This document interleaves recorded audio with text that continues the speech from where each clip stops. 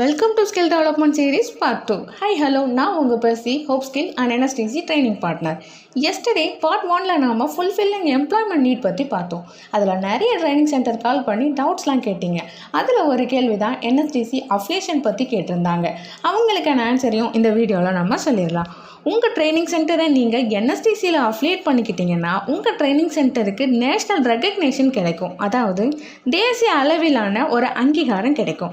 இது உங்கள் ட்ரைனிங் சென்டருக்கு நம்பகத்தன்மையையும் மதிப்பையும் கண்டிப்பாக உயர்த்தும். அது மட்டும் இல்லை, ஸ்டூடெண்ட்ஸ் அண்ட் இண்டஸ்ட்ரியும் உங்களுடன் கொலாபரேட் பண்ணுறதுக்கான ஒரு நல்ல வாய்ப்பாகவும் இருக்கும்.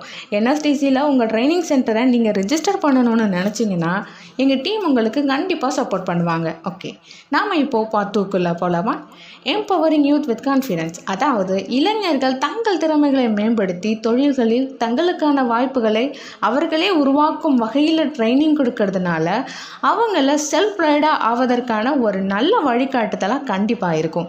அது மட்டும் இல்லை, ஸ்டூடெண்ட்ஸ்க்கு தேவைப்படுற ஸ்கில்லை அவங்க நல்ல முறையில் லேர்ன் பண்ணுறதுக்கு என்எஸ்டிசி ட்ரைனிங் சென்டர் ஒரு அடிப்படையாக இருக்கும்.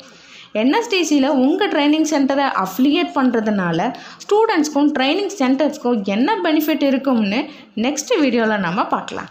Your skills are your most valuable asset. Invest in them. Thank you.